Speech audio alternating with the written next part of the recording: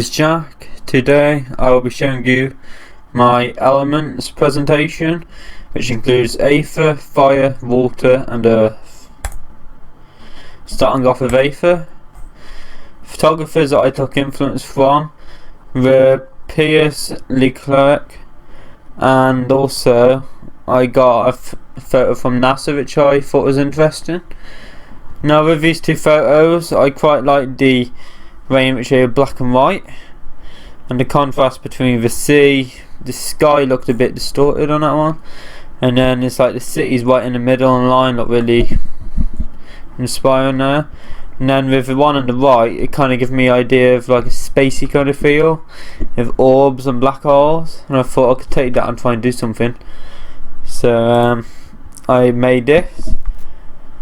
I created this photo using orbs which I found on the internet.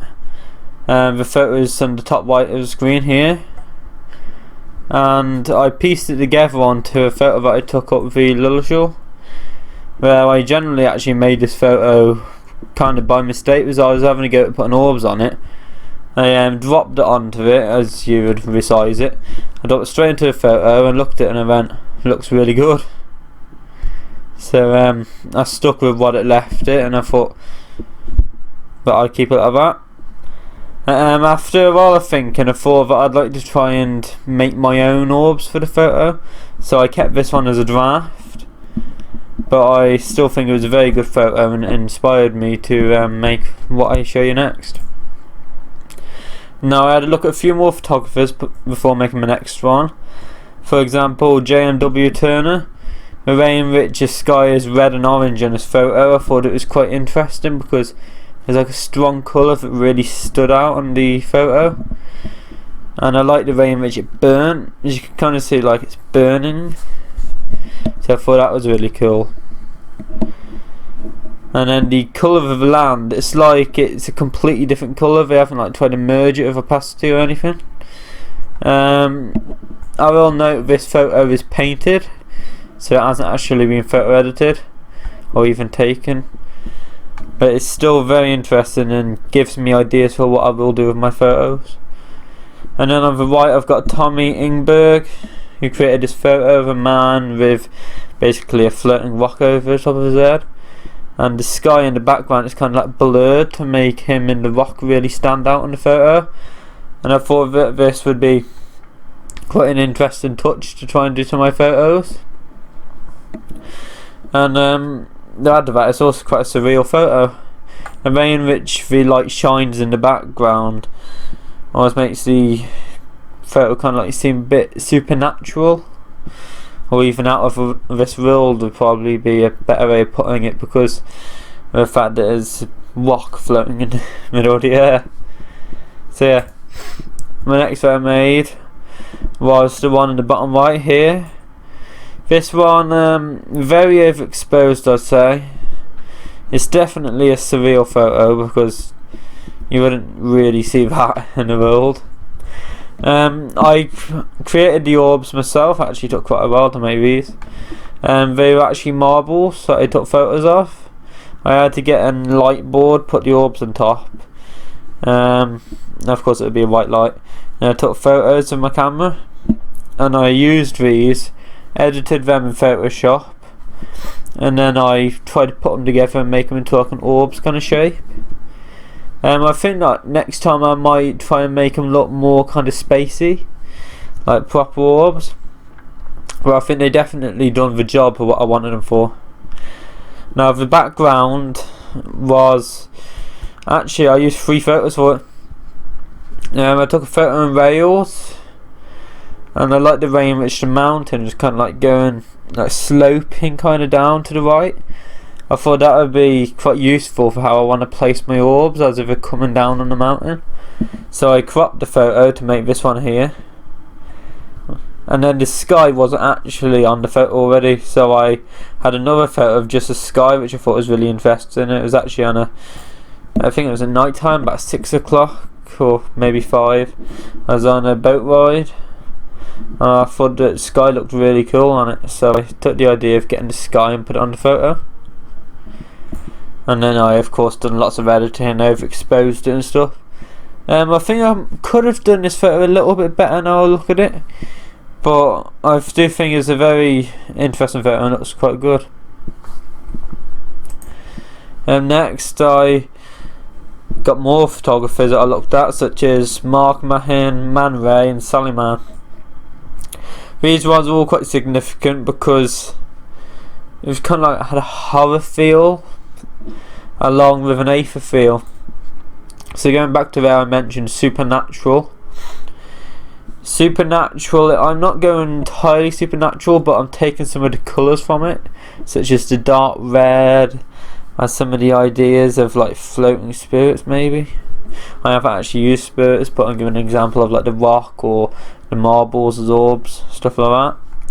And this one here, this one is an interesting one because I quite like the way in which that circle kind of look like a marble, but it was quite interesting, and I actually thought of that as an example of like a different kind of orb that I could try and make.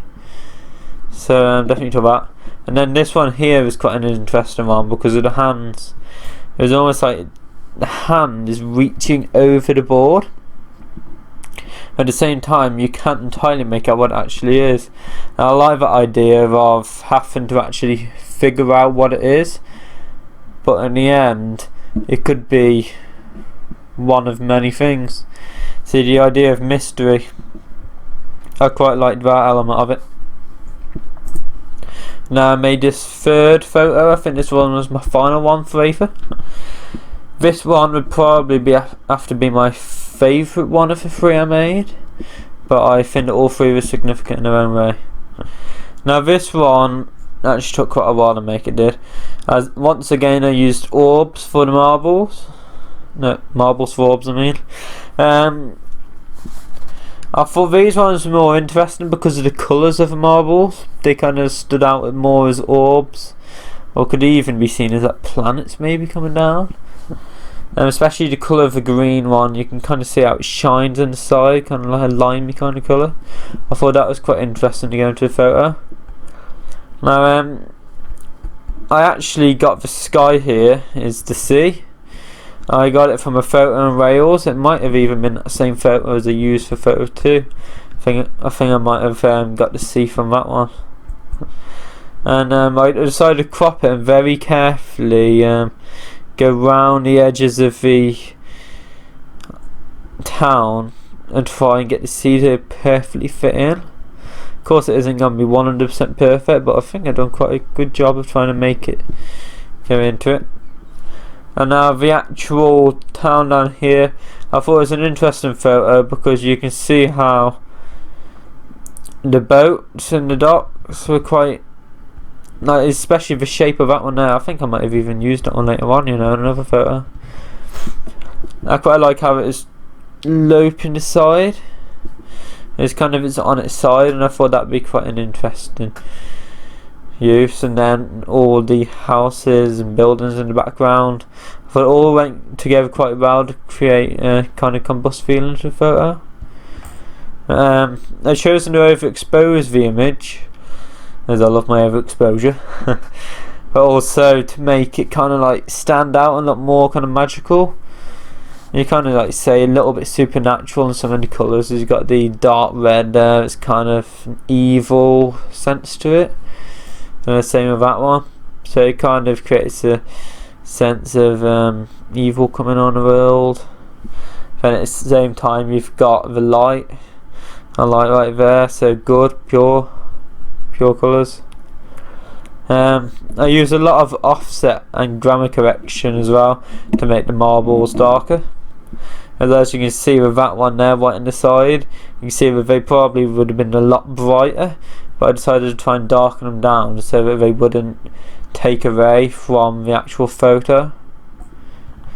Also turn down the brightness to contribute to it. Also added a blue and orange tint, which I thought was quite interesting. As you can see the blue there and orange. I thought the contrast between them both was quite an interesting touch to it, as you kind of see down the middle as well. Dark, light, good and evil maybe you could add to it. That wasn't the original plan to implement into this photo. I think it's another quality that you could put with it. Now the elements in the image, of course you got water, which is of course the sea up there. You get aether, which is orbs. You could also have fire, which is the sunset and orange marbles. So you could try and put all three of them into it really. On to the next photo. These two images are different to the final design. As you can see, it's the same photo, but I tried a few different colours. I'm not entirely sure on the one on the right. I don't think it was quite right, but that was the reason why I didn't use it as my final design, of course. This is like a draft image where I was experimenting with the photo, having to go at a few things, see what it looks like. But the one on the left was quite an encouraging one. I think that was the best of the two drafts. I thought that one was quite an interesting one. I chose to use the other one as my final one. I like the way in which it's like grey, as it helps make everything all go together really well, and you're not focused onto one specific element of a photo. You can appreciate it all at once. So I thought it was quite interesting. What I used to create the image was, of course, the town there, which I talked about earlier on. And as you can see, the sky was completely just blank on it. So it's quite... It made my life easier whenever I wanted to try and crop it out. Because if there was lots of clouds and stuff which were really clear, like in that one there, it might have been a little bit harder. And then, of course, my marbles I used as orbs. And then I've got the sea, which I used in this photo here. Part of the process of putting the image together, all of this is part of the process. Now moving on to my fire elements. I think I've done the most work on aether, but I definitely made sure to get at least one photo for each element. Now this photo of a winter sunrise, the orange in the background behind the trees made the photo seem quite warm and exciting. I thought it was kind of like a warm feel because you can see it's a cold winter's day, lots of snow around the place, and then you got the orange like feel right behind the trees. Kind of makes it feel more warm and a nicer feel. So they could have actually made that photo into quite a dark photo, but they made it seem inviting. The snow makes it feel magical, and that's to make the colours above stand out, which is true because you can see how the snow is quite darkened down, so your instant focus is taken straight to the orange light. And you can see it's kind of like a Christmassy kind of feel to it as well, because snow is generally linked with Christmas, so you could add that to it. And it looks really nice to an audience who is looking for a magical or just general winter photo, which they want to use perhaps a background or just to look at. Now another example is this photo of a misty sunrise. I thought it was quite interesting because like you got the dark trees right in front of the image, and then you got the sun shining through in the back. I thought it kind of like add a few elements around like kind of a religious aspect to it. So you got the light shining through the dark. The sunlight in this photo to me can represent fire, as the orange tint glowing from the sun makes the photo feel warm and comfortable. So that as well makes it feel really warm. You can say it's quite inviting, whereas if you didn't have the sun there, it sure as hell wouldn't look like a place that you'd want to go, would it? Because the sun's there, it's making it seem nicer. The black shadow on the trees looks really interesting with the orange tint shining over it, so you can kind of like see the sun rays, the beams going through here, which look quite interesting. It's kind of like blurred a little bit, and the exposure in the image makes it look quite fascinating to the audience's eye.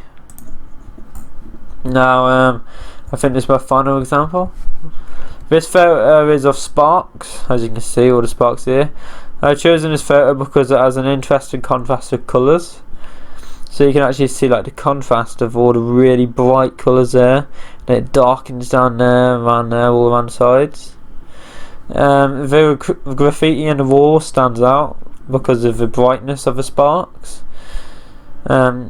say if you didn't have the sparks really bright there, you probably wouldn't be able to see that. It'd be like that. So that made it look interesting. The orange contrast creates a dark feeling to the image, which goes well with the highlighting of the sparks. Simon Berger, also known as is well known for sparks. I found that the mix of this photo and Simon's photos influenced me to make a good photo of my own. So I definitely took an idea from this, but I don't think I really took too much out of it. I don't really think I got that much influence from the photo compared to the others that I've shown you, but it definitely gave me an idea. The influence to the creation of my own fire element photo. So my next photos are linked to the actual photo I make. So these got me more part of the idea. They were just a general look into fire element and see what kind of things I could do. Now this is Agni Gentilenti. They created this photo of garage doors, so it's got quite a contrast of all different doors. I thought it was quite interesting because of all the colours. You can say there's a lot of red on there, which I thought was quite appealing to the eye. These were found in Lithuania's garage towns.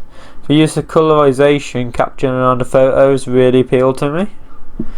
I think it creates a specific reaction to the viewer, where they will either love it or hate it. As you can imagine, if you really appreciate the art of a photo, you'd find it very interesting, the contrast in which you got like a tiger kind of colour there, theme of that, and you got a dark, like really strange looking photo, and it's like they're all quite different. But if you just weren't interested in it at all, you'd look at it and you'd probably go, what the hell is that? So yeah, I'd say it's quite an interesting one to an audience, because it would be you either like it or you don't. And the use of the colour on the garage doors really makes them stand out. You can see how some of them don't stand out as much as others. So for example, that one, you definitely say that stands out because of the theme of tiger on it. But then just take a quite dull looking one, that one there, right there. That one looks kind of dirty and not very appealing to the eye. But the contrast between them both being in a photo definitely creates different meanings. My personal favourite is the second one along in the third row. So this one here. I quite like the ray enriched with red. It's almost kind of like dripping down. I think it's quite an interesting effect, that is. And the use of the reddish orange tint helps to make the garage door seem rusty and old fashioned. So as you can see what I mean. Kind of looks old, like it doesn't look freshly painted. So it's got a kind of old fashioned sense to it and very rusty. I feel like it makes it fit in with the real world, yet at the same time looks creative to the target audience. I'm going to go on to the next influencer, Red Velvet. They are actually a band, I think. This was part of their album cover, but I thought the way in which the photo was made was quite interesting. It's almost like the photo feels burnt, completely burnt. It's just black and red. But I quite like the horror kind of feel to it, like bad horror stuff like that. The use of the overexposure and colorized hue to make this photo seem dark but stand out at the same time. The colour red makes it seem evil and dangerous, but at the same time approachable. The colour black makes it feel dark, which in my opinion is what the photo is supposed to represent. So as you can see, they wouldn't be making all the red really stand out with a big matte of dark in the background if they didn't want that kind of feel to the photo. I used the photo to influence me in creating my own. The use of making the wooden background really influenced me. As you can see, it's kind of like wood. As you can see, it's all breaking off there. I thought that was quite cool, as I like the red tint on the wood. I used this idea in my photo to make it feel burnt. So going back to what I earlier said, the photo looks very burnt. I also had the idea for people looking like silhouettes. I used the idea to create a house and tree shadow on my photo, which is going to be shown on the next slide. Now this one is definitely one of my favourite photos I made. I find it's quite an interesting one I made, because a lot of people who look at the photo don't actually realise that what I've done was get that picture of a house and tree there, and I actually put it on top of a shed roof. That's actually a shed roof. And I used the opacity tool to try and merge them both into one. So then I made it look like a shadow on it. Now this is very interesting, because a lot of people look at the photo, they always think it's just a shadow in the background. But I actually manipulated the original photo to make it look like there's a shadow on the shed roof. So I thought that was quite an interesting thing that I've done there. I've taken the photos myself. It's actually in my own back garden. The first one is off a shed roof that me and my dad are yet to put on shed. We've now done it. Bit of grammar correction I have to do there. The second one is off a house and tree in our back garden, so it's wet behind us. And I used the opacity tool, as I said, to blend them both together. I then used the exposure, hue, saturation and vibrance. Oh, go back on. To piece it together very nicely. I then colorized the whole image and brightened it to finish the image. So sounds very simple what I just said, but of course the whole entire process of doing all that had to be very carefully done. The editing process is on the next page, so I'm going to take you to that. I've also got that link there. So creation of a photo, the scale across to the right by the way, so you see how the shed was there. Then I got the house. Then you can see how I put it right on top of that one. I started using the opacity tool to try and put it together. Originally it didn't look great, but you can see how it's a shadow. I've made it look like a shadow on it. And now I started messing around with all these colours and exposure, saturation, all that. And I started making it look all very interesting as you go along. I quite like that photo there. That could have actually been using itself, and the same with that one, but in the end I ended up with my final red one. Now going on to the earth element. This one, I found this one quite an interesting one, because it wasn't really an area that I really very much going into at the moment. I'm very much about aether and all that kind of stuff, so this was an interesting one. The influences to make the photo which I made, which I'll be showing you later, is many, and I meant to say a second here, I took influence from this photo because of how creative it is. See how it's like a round piece of wood and it's got a photo on top. I quite like the idea of the wood kind of represents the forest. You know, just like you got a photo of mountains and like a forest around it. So I kind of like that interlink. The contrast between a mountainscape being painted onto the wood, as I was just saying. This is a good example of surrealism, which is a trend I am trying to follow throughout all of my Elements projects. So once again, mentioning surrealism within the photos makes it look very surreal. Like you can actually imagine that being in real life. The use of the black and white colours to make the feeling of the woods. Now this could have easily probably been put in colour, but they purposely chosen to be black and white because it kind of makes it just makes it look interesting. If it was in colour, it wouldn't have the same feel to it. The idea of using a woods inspired me, as I like the idea of using woods to make an interesting earth photo. I might consider looking at other different kinds of photos, such as wildlife, see what kind of elements might go well with the idea. Now going on to my next one, Marina Cano is a wildlife photographer who tends to take photos of animals from all around the world.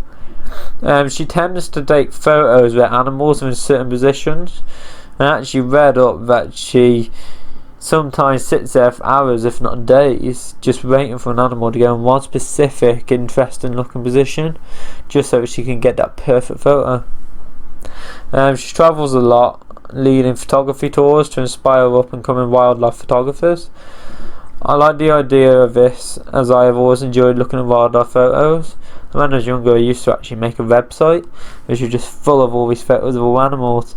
So I'm kind of bung that, and I thought about how can I make my own kind of wildlife photographers. So that's what kind of inspired me as well. The way in which the photo has been narrowed helps to make the subject, being the tiger of course, stand out to the audience instead of a mountainscape. So you can see the mountain, there's actually a mountainscape right behind there, but it's completely been blurred out so that the main focus of the photo is tiger, and of course your eyes are going to be taken straight to that. I thought that's quite an interesting edit which has been done, and quite smartly done actually. I might try and take that and do it on my own photo which I'll make, but I'll have to see. Also, the pose of a tiger could tell a story of how it is almost in the shape of a mountain behind. So you can see how the tiger is kind of like in the shape of it as it goes up like that. Now that was quite a smart idea of a photographer as well. Because how long they would have had to wait to get that perfect photo. Going back to what I was talking about, that would have been a long time, probably hours. Most of the day she probably would have had to wait there. And almost feels like it is purposely stopped to have its photo taken like that. And of course, as you know, an animal isn't aware to what it's actually being doing. You can't say to a tiger, and take a photo, go in this position. But it's almost been manipulated so that you feel like the tiger is purposely sitting in that position or standing in it and just looking straight at the camera. So that is quite a good manipulation on the photo. This photo in specific has inspired many different ways for what photo I might make next. Now, my final photo is one here. It wasn't one of my best pieces of work. It took quite a long time to edit. I'm just still iffing and ahhing about the photo. I think I might have to carry on looking into more wildlife kind of photography in future to try and make something better. In the end, I made this photo. I got the idea from Marina Cano, the wildlife photographer I was just talking about. I took influence of making the background blurry in an arid way. You can see how my background's kind of blurred out. Not as well as I would have liked it to. I found it really hard to actually try and blur out the background. So you'll see what I mean in the next slide, I think. I also took influence from Manny, who I shown you first, who is a surrealism photography. I wanted to follow a surrealist pattern throughout all of my creations. The use of exposure, saturation and vibrance, once again, makes my photos blend in with different colours, and hopefully makes my photos look interesting and a little strange, but in a good way. I used surrealism in this photo by brightening up the colour of the tiger to make him stand out more, and I darkened the boards around him so you can see how it's kind of darkened down. Of course, all that. Magic Wand razor to remove the background. Now that was an absolute nightmare. After that, I opened the original photo, put it over the top and lower the opacity to make the photo seem blurry of lightness. So once again, what I was talking about. This is basically talking about how I edited the photo. Now the creation of the photo itself started off with that one. That was at Dudley Zoo, I think it was. And I took that photo at Dudley Zoo. I thought it was quite an interesting pose that the tiger was doing a very photo like it stands. So yeah, once again that was influence from what's her name, Marina Cano, and the way that it was posing in the photo. You can see I've tried to draw around this magic one out, but it was quite a nightmare. No exposed on there. Now going on to my next element, which is water. I think this is the final of the four which I've done. Now, photo 1, the boat opposite. This is actually one of my favourite photos I've made. I've got a few favourites. I couldn't quite tell you which one is my favourite of them all, because they're all quite very different. You see how this is a portrait kind of photo, whereas the other one is a landscape. I thought this one had its own little thing to it. I took the photo in Rails, so once again in Rails it was actually, I was right earlier, it was the same photo as I used earlier, but of course it's cropped down to show just a bit. The way the boat hit the sea looked good to me. So you can see how it's lopped over to the side a little bit.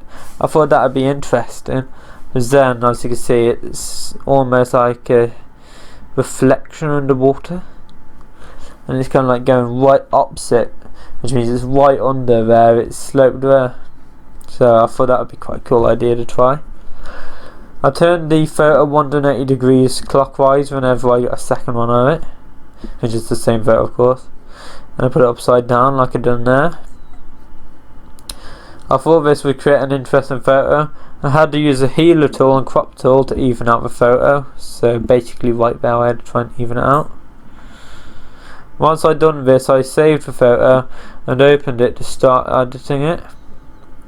I used the exposure, brightness, hue, saturation, vibrant, so all 5 that I've been talking about in this video, to make the photo stand out. The use of making a blue tint on the photo helps make the sea blend into the boat. You see on that one how there's so many colours that you almost don't feel like you know what to look at. But in this photo here, which I made, editing it, you draw on straight away to the boat your attention is, and then you can look at the rest of it.